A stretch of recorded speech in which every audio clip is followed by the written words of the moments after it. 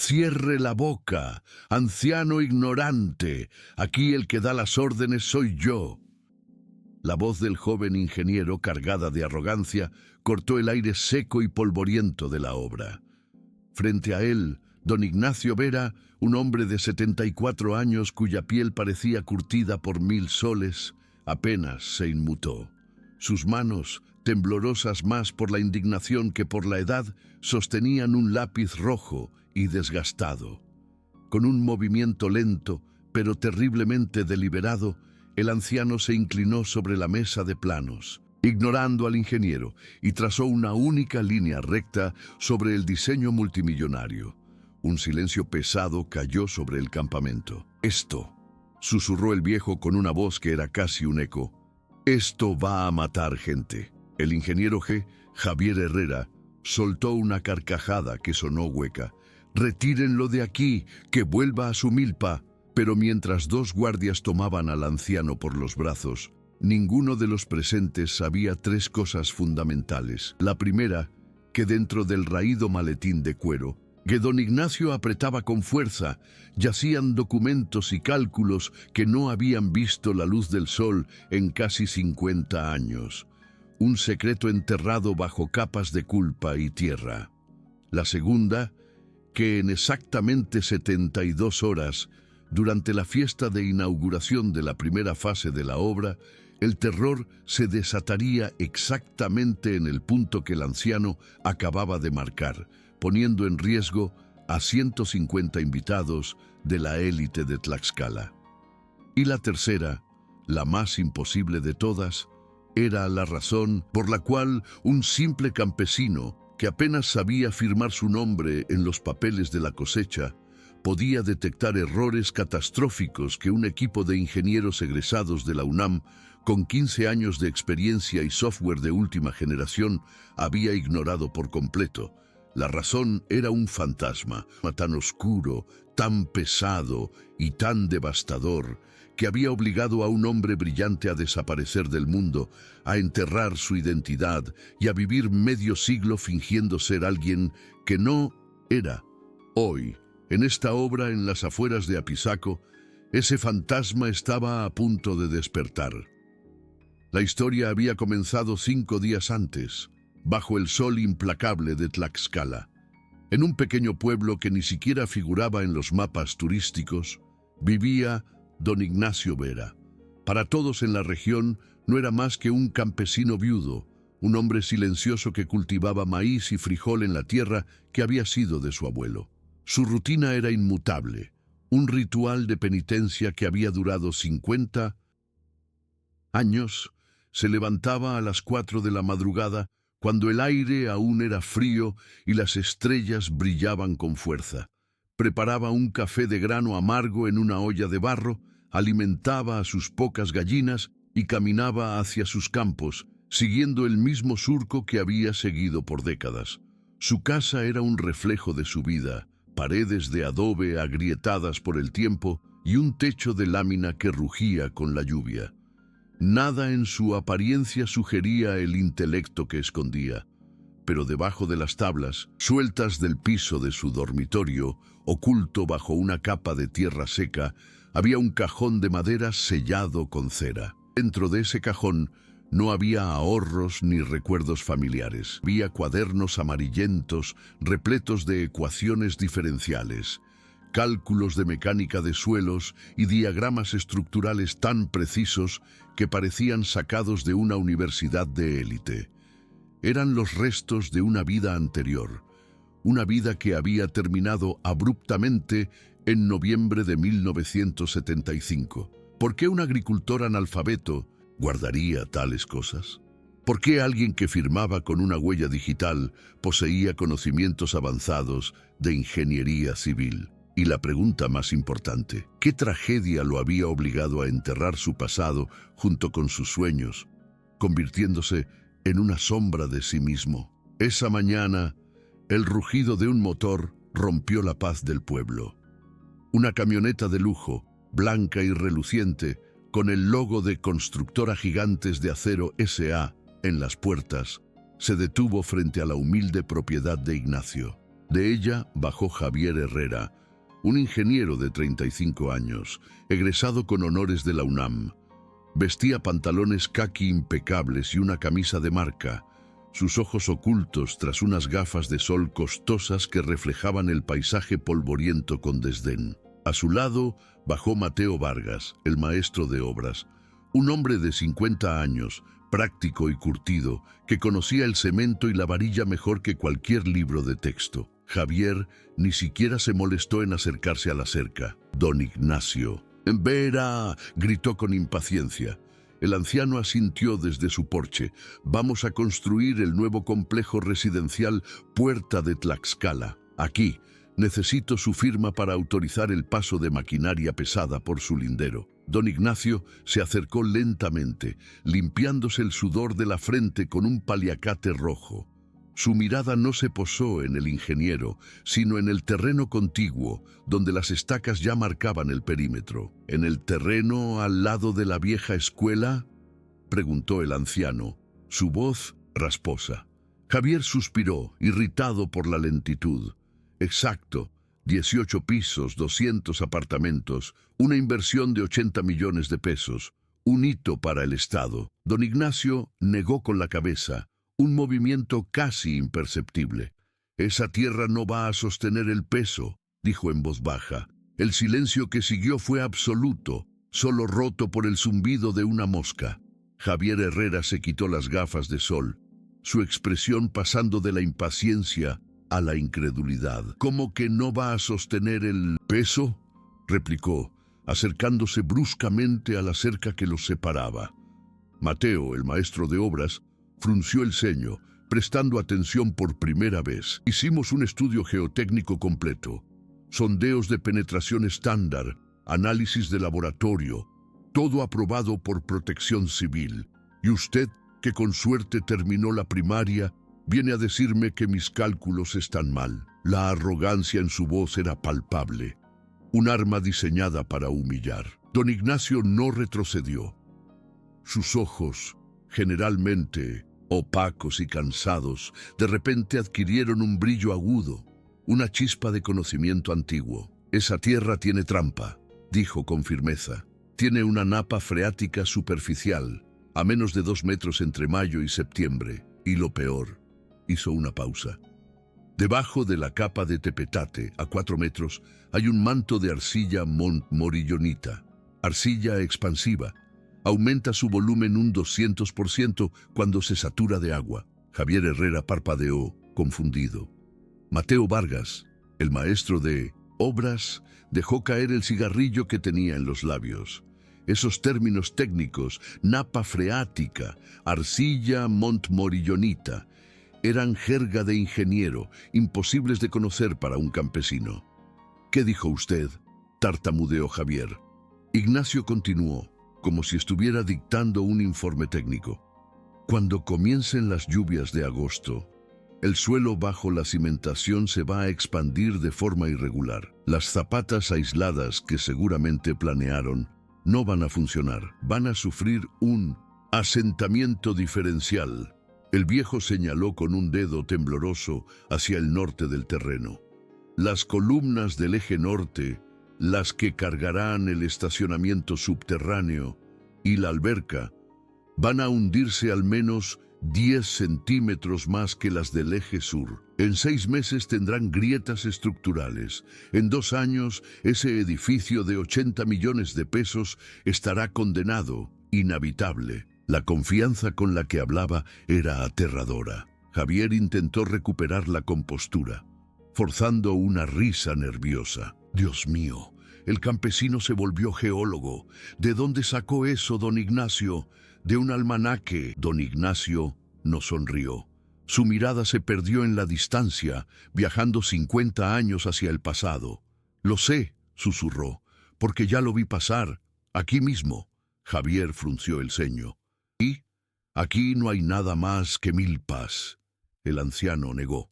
«No aquí, a 5 kilómetros, en la antigua bodega La Esperanza, marzo de 1975. Era el mismo tipo de suelo, la misma arcilla traicionera. Construyeron un Almacén de grano de 3 pisos.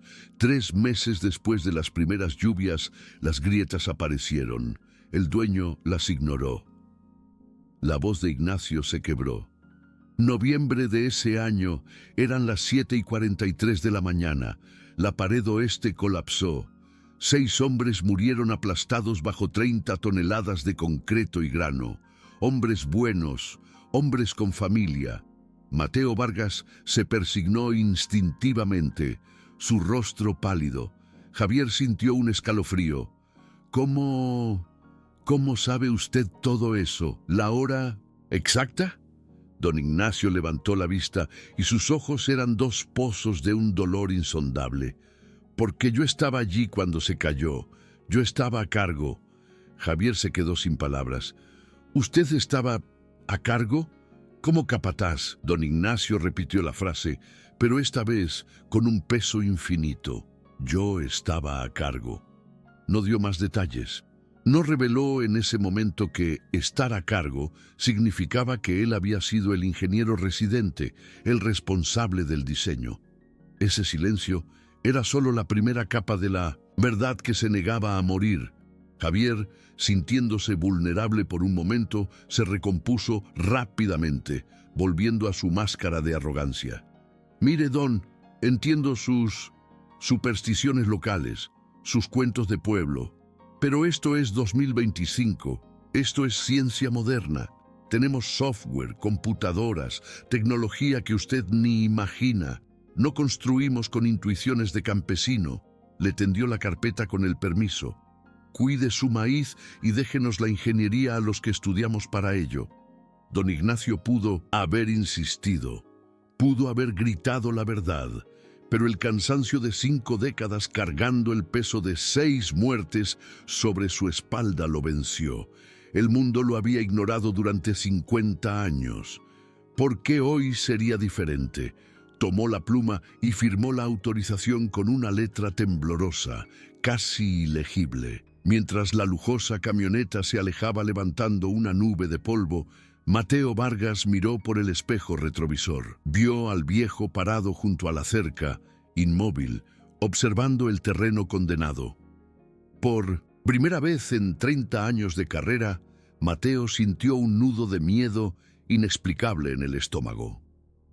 Pasaron 3 días. La obra avanzó con una velocidad frenética. Las excavadoras mordían la tierra.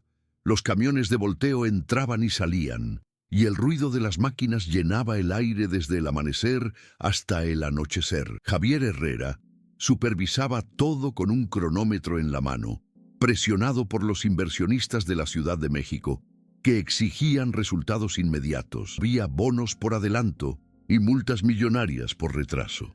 El vago recuerdo de la advertencia del anciano se había disipado, reemplazado por la urgencia de los reportes de progreso. Pero don Ignacio no podía dormir. Cada vez que cerraba los ojos, no veía la oscuridad. Veía el rostro de Pedro, de Juan, de Miguel, los hombres que murieron en 1975.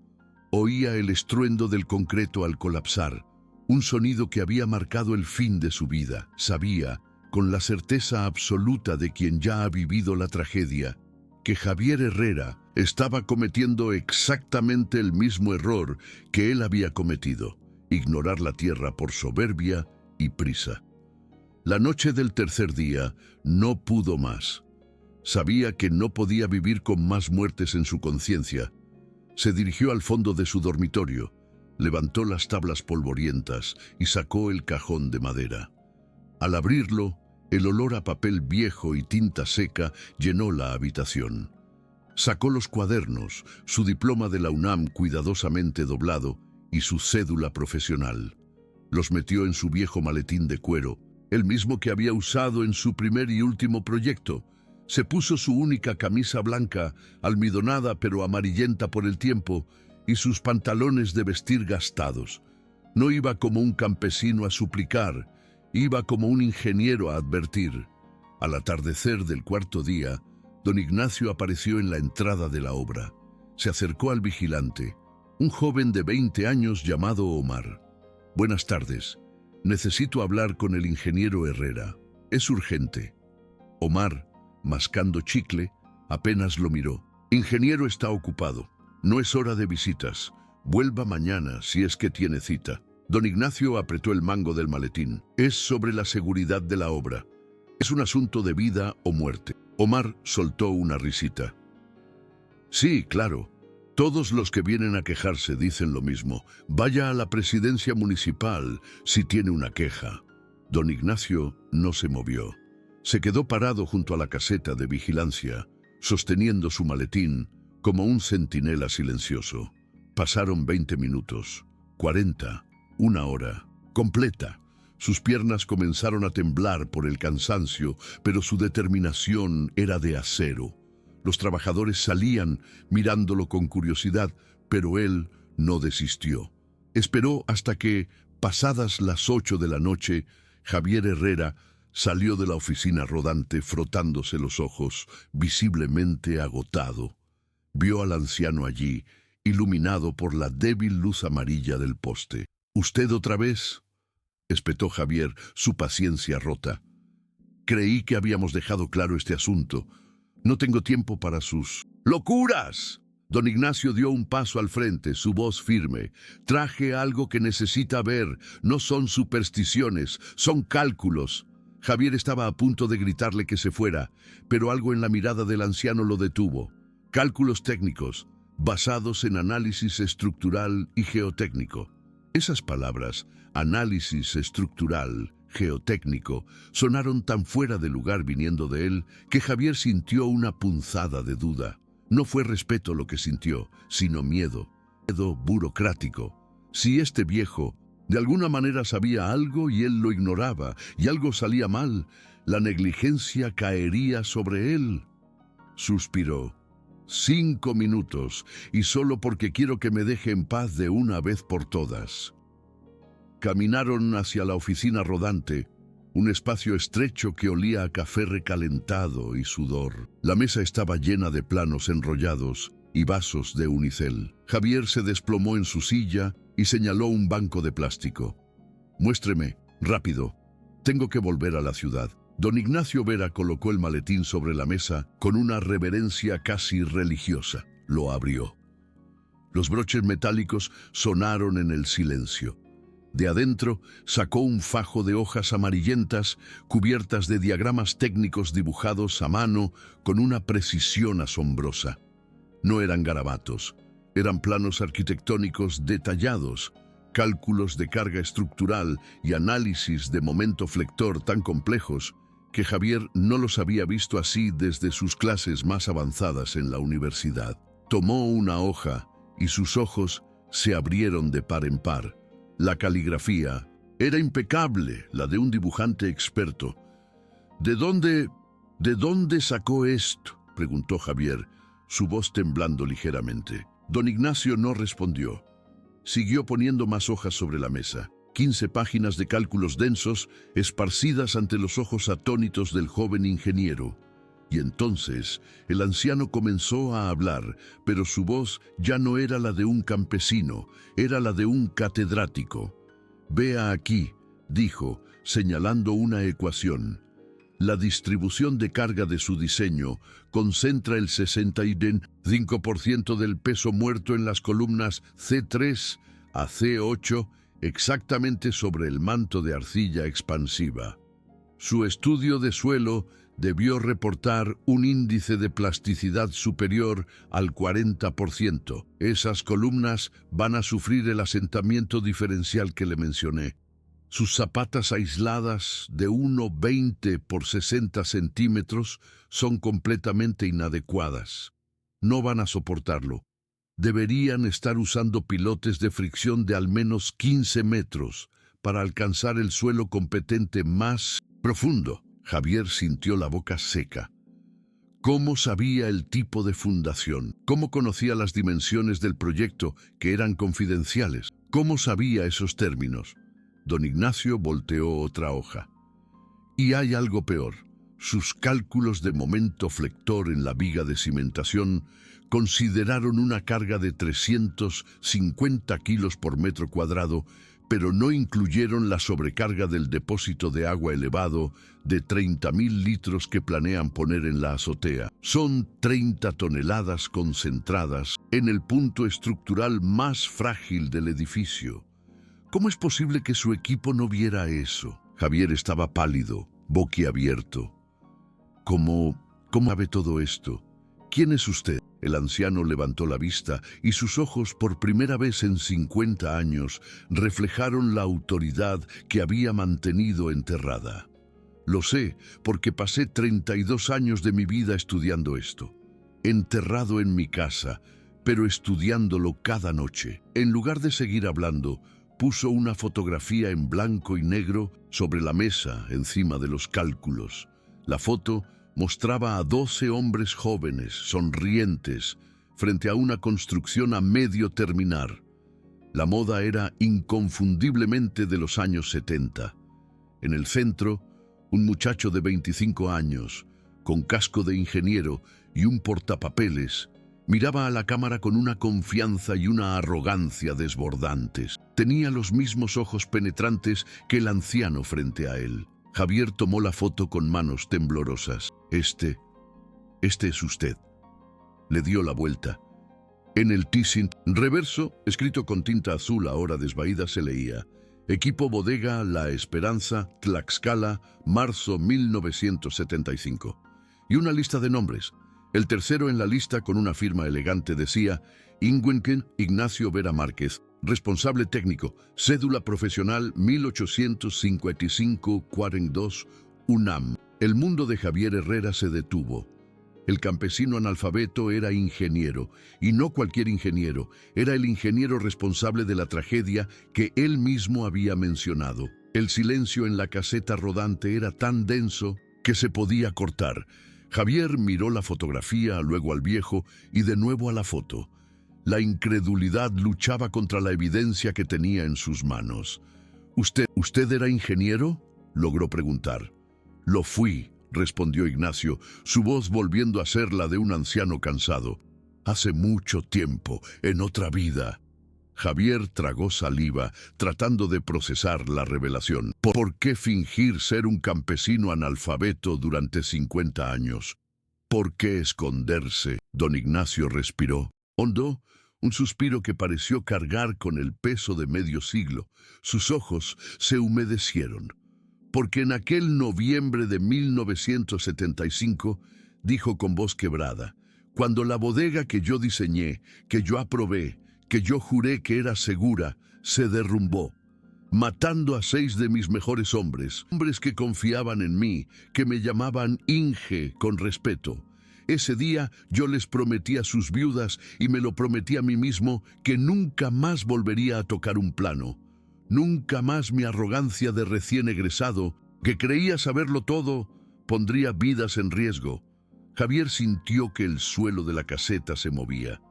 «Pero usted dijo que el suelo fue el problema», intentó razonar. «Yo sabía lo del suelo», interrumpió Ignacio, golpeando la mesa con el puño. «Yo lo vi en los sondeos, igual que usted lo vio en los suyos, pero el inversionista tenía prisa, yo tenía deudas, tenía algo que demostrar. Era joven y demasiado soberbio para admitir que necesitaba pausar, que necesitaba pilotes más caros. Elegí ignorarlo, elegí firmar, y esa firma costó 6 vidas». El joven ingeniero sintió que le faltaba el aire. No estaba mirando a un viejo loco. Estaba mirando un espejo de su propio futuro. Ignacio se inclinó hacia él, sus ojos fijos en los de Javier. Y ahora, 50 años después, veo lo mismo. El mismo suelo traicionero, el mismo error en los planos, la misma prisa de los inversionistas, la misma arrogancia en un joven ingeniero que cree saberlo todo, la misma tragedia a punto de repetirse. Ignacio señaló los planos del nuevo edificio. Solo que esta vez no serán 6 trabajadores, ingeniero. Serán 200 familias, serán niños, abuelos, durmiendo en sus camas, confiando en que usted hizo bien su trabajo, confiando en que están seguros, cuando en realidad están durmiendo sobre una bomba de tiempo. Javier tomó otra hoja de los cálculos del anciano, sus manos temblando visiblemente. Eran perfectos, impecables. Estos cálculos muestran que en la primera temporada de lluvias, el asentamiento será crítico. En 6 meses, confirmó Ignacio. Las primeras grietas estructurales. En 18 meses, el edificio tendrá que ser evacuado y condenado. Y si hay un evento sísmico, incluso uno de baja magnitud, común en esta zona, ese edificio colapsará como un castillo de naipes, matando a todos adentro. Javier se recargó en la pared. La caseta parecía girar, porque él sabía que el viejo tenía razón. Sabía que había visto esas inconsistencias en el estudio de suelo y había fingido no notarlas. Sabía que había apresurado la aprobación con un regalo a un funcionario menor. Sabía que estaba poniendo el bono de adelanto por encima de las vidas. ¿Qué hago ahora?, susurró Javier, buscando la guía del hombre al que había humillado horas antes. «Usted para esta obra», ordenó Ignacio.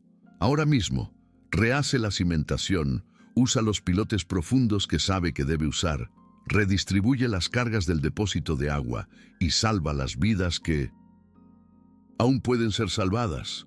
Javier se pasó las manos por el cabello desesperado. «Usted no entiende. ¿Sabe cuánto costará eso? ¿Sabe cuántos millones voy a perder? La constructora me va a destruir. Los inversionistas me van a demandar. Voy a perder mi carrera, mi casa, todo». Don Ignacio Vera lo miró con una mezcla de tristeza y acero. «Mucho menos, ingeniero», dijo con una calma aterradora. «Mucho menos de lo que le va a costar enterrar a los niños que van a morir si usted no hace nada. Créame, yo sé el precio de esa decisión y lo he estado pagando cada día durante 50 años». Javier Herrera salió de aquella caseta rodante como un sonámbulo. El sol se había puesto por completo y las luces amarillentas de la obra iluminaban el esqueleto de concreto y varilla que ahora le parecía un mausoleo. Se sentó en su camioneta, pero no la encendió. Sostuvo el volante con manos temblorosas, su respiración agitada. En el espejo retrovisor vio la silueta de don Ignacio, caminando, encorvado de regreso a su casa de adobe, cargando su maletín y 50 años de culpa. Por primera vez en su exitosa carrera, Javier dudó de sí mismo, de sus decisiones, de la ciencia que practicaba. Pero la duda no paga las hipotecas. Hizo lo que los hombres ambiciosos hacen cuando se ven amenazados. Buscó una salida fácil. Durante el trayecto de 40 minutos de regreso a su lujoso apartamento en Tlaxcala, llamó a 3 colegas ingenieros describiendo la situación como un viejo loco que dice ser ingeniero y trae cálculos alarmistas. Todos le dijeron lo mismo: «Ignóralo, Javier, es un chantajista buscando dinero. Si tus papeles están firmados, sigue adelante. No dejes que un viejo senil arruine el proyecto». Pero sus palabras de aliento sonaban vacías. Esa noche no durmió. Daba vueltas en su cama, el aire acondicionado zumbando inútilmente.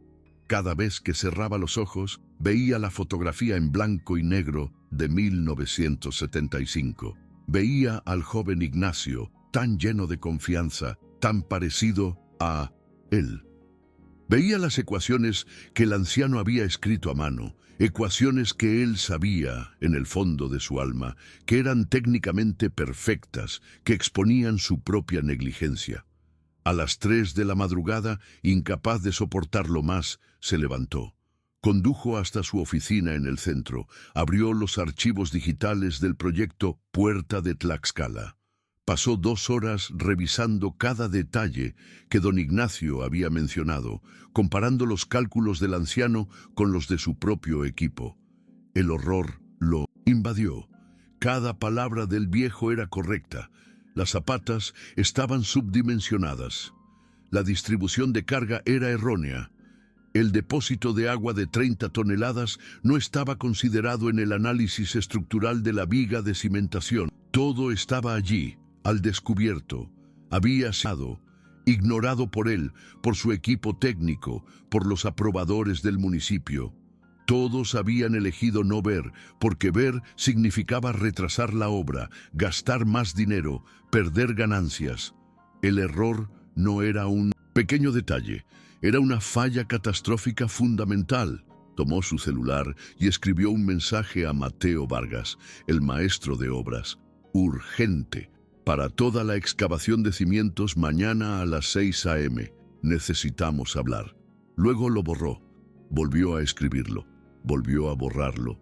Se quedó allí, con el dedo suspendido sobre la pantalla, dividido entre el ingeniero que había jurado proteger la vida humana y el hombre de negocios que había firmado contratos imposibles.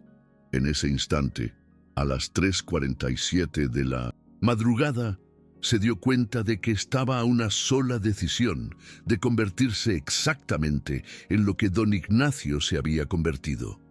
Un hombre roto por el peso de muertes que pudo haber evitado. Mientras tanto, en su casa de adobe, don Ignacio Vera tampoco estaba durmiendo. Estaba sentado en su porche, observando las estrellas, como lo hacía cada noche que los fantasmas no lo dejaban en paz. Sostenía en sus manos temblorosas un objeto que no había tocado en décadas, su diploma universitario enmarcado en madera barata. El papel estaba amarillento, casi quebradizo, pero las letras góticas aún eran legibles. Universidad Nacional Autónoma de México, Facultad de Ingeniería, mención honorífica, Ignacio Vera Márquez, 1973. Había sido el mejor de su clase, el más joven en titularse, el más prometedor. Y entonces vino la bodega La Esperanza, su primer gran proyecto. Un inversionista rico, un plazo de entrega ridículamente corto, su oportunidad de oro para demostrar su valía. Cuando hizo el sondeo y vio la arcilla expansiva, su mente joven y arrogante calculó que podría compensarlo con cimentaciones reforzadas, pero no tan profundas como debían ser. Cuando el inversionista le dijo que no había presupuesto para exageraciones y que otro ingeniero más práctico podría hacerlo más barato, Ignacio cedió. Cedió por arrogancia, por miedo a perder la oportunidad. 6 meses después, una mañana lluviosa de noviembre, recibió la llamada que destrozó su vida. Inge, la bodega, se cayó. Corrió hasta allí. Vio los escombros, vio los cuerpos siendo retirados bajo las mantas, vio a las esposas y a los hijos llorando, vio en los ojos de las viudas la pregunta silenciosa: ¿por qué? En ese momento, Ignacio Vera Márquez, el prodigio de la ingeniería, murió. Intentó seguir trabajando durante 3 meses, pero no pudo. En cada plano veía los rostros de los muertos, en cada cálculo oía sus gritos, en cada firma sentía las manos temblar. En febrero de 1976 juntó todos sus diplomas, sus libros, sus herramientas de cálculo, los metió en el cajón de madera y lo enterró debajo del piso. Regresó al pueblo de sus padres y comenzó a plantar maíz. Nunca le contó a nadie quién había sido. Se convirtió en Don Nacho, el campesino analfabeto. Pero el conocimiento no se puede enterrar tan fácilmente. Durante 50 años, mientras cultivaba la tierra, Ignacio seguía viendo el mundo con ojos de ingeniero. No podía mirar una barda sin analizar su estructura. No podía ver una grieta en una iglesia sin diagnosticar la causa. Y así, en silencio, 11 veces a lo largo de medio siglo, había intentado advertir sobre fallas en construcciones menores del pueblo. 11 veces había sido rechazado, ignorado. ¿Qué va a saber usted, don Nacho? Usted ni leer sabe. Hasta hoy. Hoy, la falla era demasiado grande y el fantasma de 1975 era demasiado parecido. El amanecer llegó, tiñendo el cielo de naranja. A las 6 de la mañana, Javier Herrera llegó a la obra. Tenía ojeras profundas y una determinación sombría. Mateo Vargas ya estaba allí, tomando café. ¿Qué pasó, jefe? Me asustó con su llamada a las 4 a.m. Javier no dijo nada.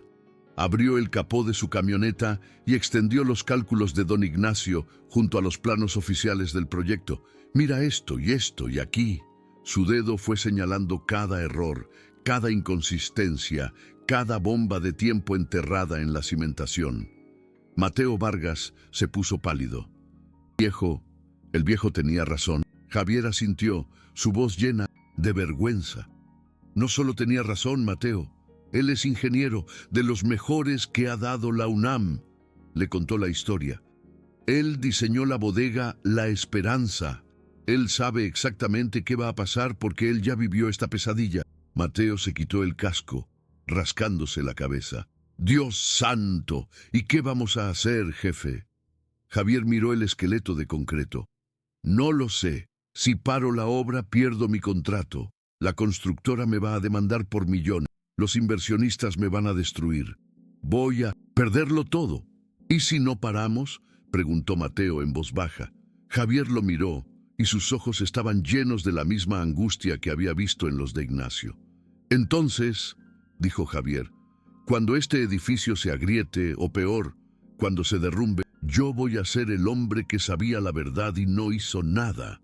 Voy a ser el próximo Ignacio Vera. Mateo puso una mano pesada en el hombro de su jefe. Usted ya tomó la decisión, Inge.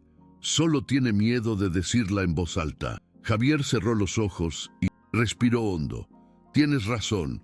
Paramos la obra, ahora mismo. Desmoviliza a los equipos. Nadie pone un clavo más. Pero a 30 metros de distancia, escondido detrás de una pila de varillas, Héctor Salazar, el supervisor general enviado por la constructora, había estado escuchando toda la conversación.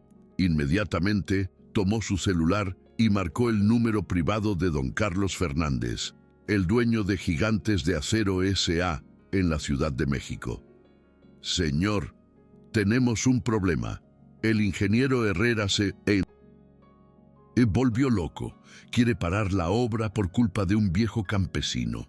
Del otro lado de la línea, una voz fría y cortante respondió: Herrera no va a parar nada. Si lo intenta, está despedido y demandado por incumplimiento de contrato. Y en cuanto a ese viejo, resuelva el problema, discretamente. Mientras tanto, don Ignacio observaba desde la cerca de su propiedad. Vio cuando Javier habló con Mateo. Vio a los trabajadores reuniéndose, confundidos. Vio las máquinas apagándose por una. Y por primera vez en 50 años, sintió algo que había olvidado por completo, una pequeña chispa de esperanza. Tal vez esta vez su conocimiento maldito serviría para salvar a alguien, pero su esperanza duró poco. 2 horas después, un sedán negro, lujoso y con vidrios polarizados, se detuvo frente a su casa de adobe. Del auto bajaron 2 hombres de traje, con aspecto de abogados, pero con la mirada fría de cobradores. Don Ignacio Vera, dijo uno de ellos, sin saludar. Sí, soy yo. El hombre sonrió, una sonrisa sin calor. Somos del departamento jurídico de Gigantes de Acero. Se nos ha informado que usted anda esparciendo rumores alarmistas y difamatorios sobre nuestro proyecto. Eso es un delito federal, ¿sabe? Don Ignacio los encaró sin miedo. No estoy esparciendo nada. Estoy diciendo la verdad. Estoy intentando evitar muerte. El segundo hombre, más corpulento, se acercó. ¿Tiene usted pruebas de esas acusaciones tan graves? ¿O es solo la opinión de alguien sin ninguna cualificación? Ignacio pudo haber sacado su diploma, pero algo en él le dijo que era inútil. Mis cualificaciones no importan, los cálculos importan, la física importa. La gravedad no pide un diploma para funcionar, señores. El primer hombre se rió. Mire, abuelo, voy a ser directo. Si sigue interfiriendo, si sigue molestando a nuestro ingeniero, vamos a tomar medidas. Difamación, perjuicio financiero. Esta humilde propiedad suya apenas pagaría los intereses de la demanda. ¿Entendió? Don Ignacio miró a esos hombres. Vio en ellos exactamente lo mismo que había visto en el inversionista de 1975. La misma ceguera intencional, la misma codicia vestida de traje. Hagan lo que tengan que hacer, dijo calmadamente. Pero cuando este edificio se caiga, y se va a caer, yo voy a estar aquí para decirles que se los advertí. Los hombres se miraron, sorprendidos por la falta de miedo del anciano. «Se va a arrepentir, viejo terco», dijeron antes de subir al auto y desaparecer en una nube de polvo. En la obra, Javier enfrentaba su propia batalla. Su teléfono no paraba de sonar. El director de finanzas, el director de operaciones, don Carlos Fernández, el dueño, todos gritando, amenazando. «Usted no puede parar sin autorización, está violando su contrato, nos va a pagar millones por este retraso». A las 2 de la tarde recibió un correo electrónico oficial. Era una notificación de despido. Por insubordinación, comportamiento errático y poner en riesgo financiero el proyecto. El ingeniero Javier Herrera queda despedido, efectivo inmediatamente. Un nuevo ingeniero residente tomará su lugar mañana. Javier leyó el correo con manos temblorosas. Estaba acabado. Había perdido su carrera, su reputación. Tenía 2 caminos: aceptar su despido, irse en silencio y salvar lo poco que le quedaba, o luchar, denunciar públicamente la falla y ser destruido legal y profesionalmente para siempre. Pensó en su esposa, en sus 2 hijos pequeños, en la hipoteca de su casa. Pensó en todo lo que tenía que perder.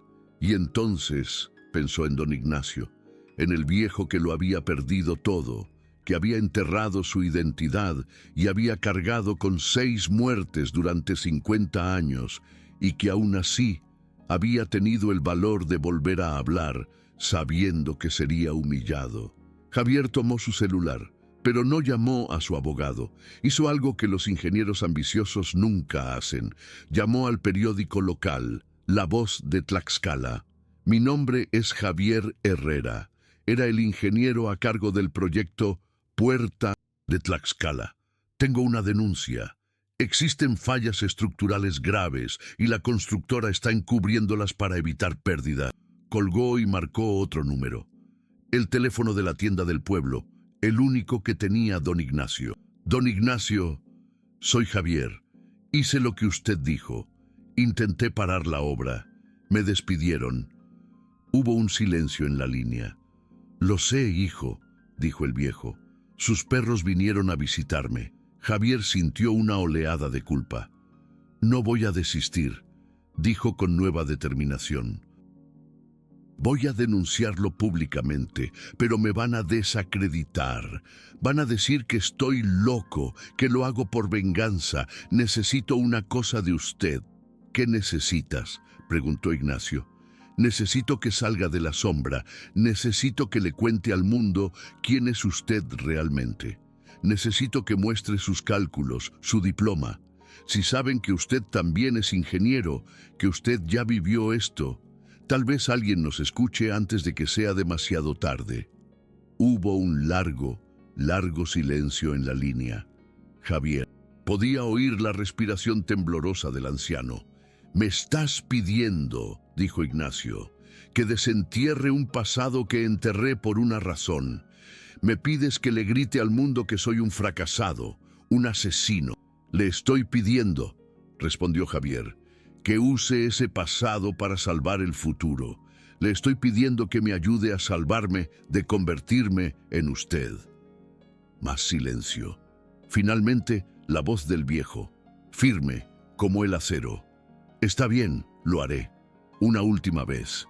Pero después de esto, solo quiero volver a Alpa y ser olvidado». «Trato hecho», dijo Javier. A la mañana siguiente, La Voz de Tlaxcala publicó un reportaje explosivo en primera plana. «Fallas estructurales graves en Puerta de Tlaxcala». La nota detallaba la denuncia de Javier, pero el centro del artículo era la entrevista con don Ignacio.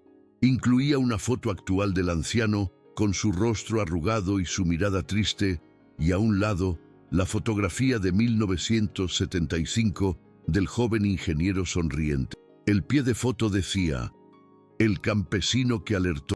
La tragedia no es analfabeto, Es Ignacio Vera Márquez, ingeniero civil de la UNAM, con mención honorífica, responsable del colapso de la bodega La Esperanza en 1975, que mató a 6 personas y que desde entonces vive en un exilio autoimpuesto, cargando con la culpa. La noticia explotó.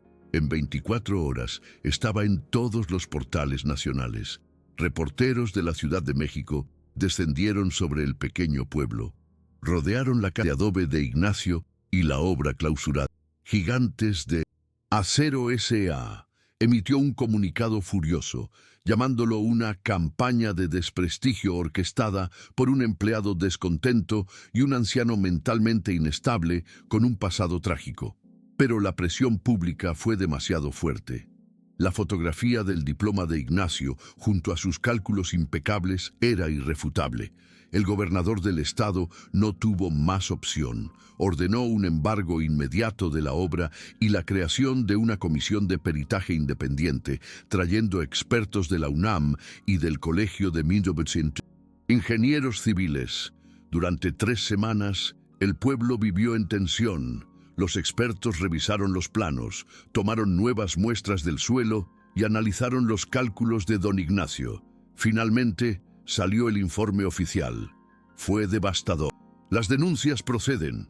El proyecto presenta fallas graves e inaceptables en la cimentación. El análisis geotécnico original fue insuficiente y los cálculos estructurales ignoraron cargas críticas. El proyecto, de haberse continuado, presentaba un riesgo inminente de colapso parcial o total en un plazo de 18 a 30 meses. La constructora Gigantes de Acero perdió el contrato. Don Carlos Fernández y 3 de sus directivos enfrentaron cargos criminales por negligencia y fraude. El proyecto fue asignado a una nueva desarrolladora. Y en un giro sorprendente, esa nueva empresa, reconociendo su integridad, reintegró a Javier Herrera como ingeniero responsable del nuevo proyecto. Esta vez, con órdenes claras de hacerlo correctamente, sin importar el costo. Lo primero que hizo Javier fue pedir que se contratara a don Ignacio Vera como consultor senior de supervisión geotécnica. Pero la redención de don Ignacio no estaba completa. Una tarde, mientras el sol se ponía, una mujer de unos 65 años, con cabello gris y ojos hinchados de llorar, se detuvo frente a su casa. Don Ignacio Vera. Él asintió, su corazón latiendo con miedo. «Soy Sofía Ramírez», dijo ella, su voz temblando. «Viuda de Pedro Ramírez». Ignacio sintió que el suelo desaparecía bajo sus pies. Pedro había sido uno de los 6 hombres muertos en 1975. Yo no podía formar palabra. «Yo sé quién es usted», dijo Sofía. «Siempre lo supe. Mi esposo hablaba maravillas de usted. Decía que era el ingeniero más brillante que había conocido». «Yo maté a su esposo, señora», dijo don Ignacio con la voz rota, las lágrimas corriendo libremente por sus mejillas arrugadas.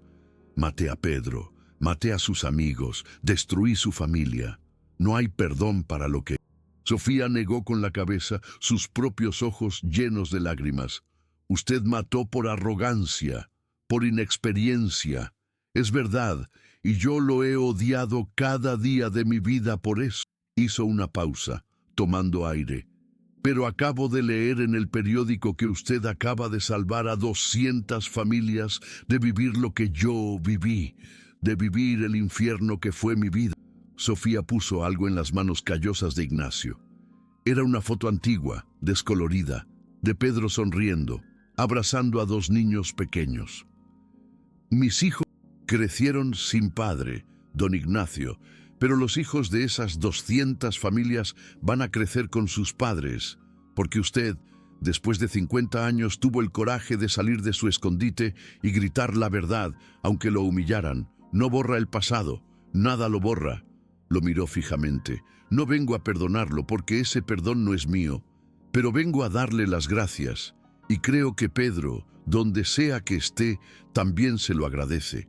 Se fue, dejando a don Ignacio allí, parado en el polvo, sosteniendo la fotografía llorando 50 años de un dolor que finalmente comenzaba a tener algún sentido. 6 meses después, don Ignacio estaba en la ceremonia de colocación de la nueva primera piedra del residencial Puerta de Tlaxcala. Esta vez, el proyecto era completamente diferente. Pilotes de 15 metros, una cimentación robusta, cargas distribuidas correctamente. Javier Herrera, ahora con una mirada más humilde y segura, lo invitó a subir a la tribuna oficial. «No, mi hijo», dijo el viejo. «Mi lugar es aquí abajo, siempre lo ha sido». Pero Javier insistió, tomándolo del brazo con firmeza. «Don Ignacio, durante 50 años usted se quedó callado abajo. Hoy usted sube y habla. No por usted, por Pedro, por Juan, por Miguel y por todos los que no tuvieron voz».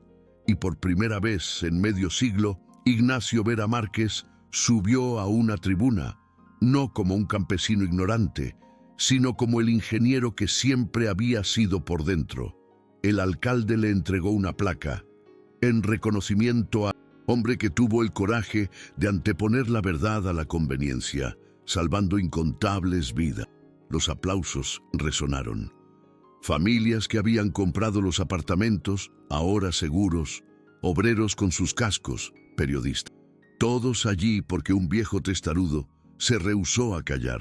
Cuando le tocó hablar, don Ignacio miró a la multitud, miró a Javier, que había elegido la conciencia sobre la carrera, miró a Mateo, que lo había apoyado, y entonces dijo, con la voz embargada por la emoción: «Durante 50 años, cargué 6 muertes en mi espalda, 6 hombres buenos que pagaron con su vida mi arrogancia de joven.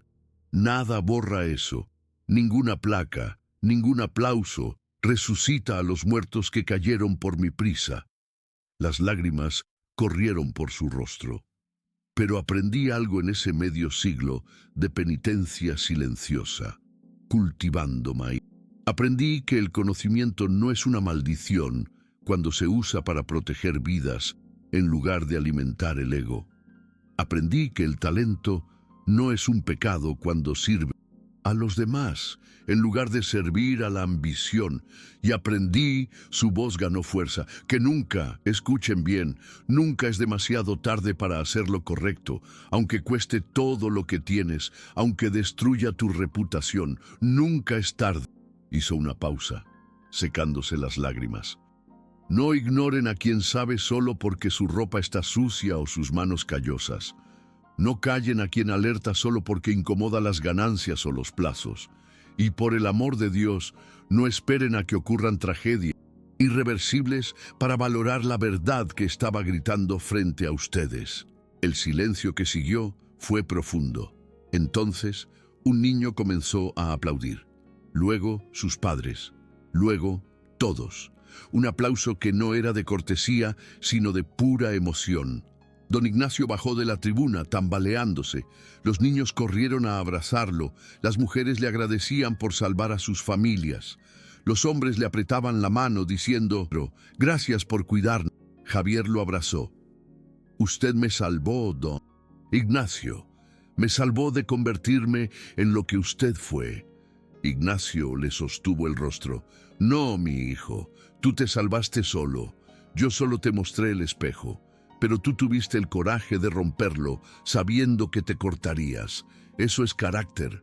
Eso es lo que te hace un verdadero ingeniero». 3 meses después, don Ignacio recibió una carta de la UNAM. Querían homenajearlo, restaurar su honor académico. Él rehusó gentilmente. Escribió una carta. «Agradezco la honra, pero mi diploma verdadero no está en un pared. Está en las vidas que salvé. Está en el abrazo de las madres que no enterrarán hijos. Ese reconocimiento silencioso de la conciencia limpia, ese me basta, ese me redime». La universidad, conmovida, no desistió. En su lugar, crearon la Beca Ingeniero Ignacio Vera, para jóvenes de comunidades rurales pobres que tuvieran talento pero no recursos, para que el conocimiento sirva a la vida, no al ego. Hoy, a los 75 años, don Ignacio todavía se despierta a las 4 de la Mañana, todavía prepara café y alimenta a sus gallinas, pero 2 tardes por semana algo es diferente. Jóvenes ingenieros y arquitectos de todo el estado hacen una peregrinación a su casa de adobe. Llegan en sus coches, con sus laptops y tabletas, y le traen sus dudas sobre proyectos reales. Y don Ignacio, en su porche, con café aguado y galletas, les enseña. No solo cálculos que ya saben. Les enseña que los cálculos sin conciencia construyen tumbas. Les enseña que un diploma no sustituye responsabilidad. Javier lo visitó el mes pasado. Trajo un álbum de fotos. El residencial Puerta de Tlaxcala, terminado y habitado. 200 familias viviendo seguras, niños jugando en el jardín, sin saber que están vivos porque un viejo campesino se rehusó a callar. «Lo logramos, maestro», dijo Javier con orgullo.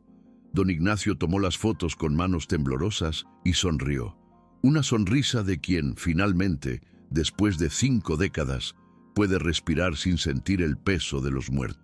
«No, hijo, tú lo lograste. Tú tuviste el coraje que a mí me faltó cuando tenía tu edad. Por eso, tú eres el ingeniero que yo debía haber sido».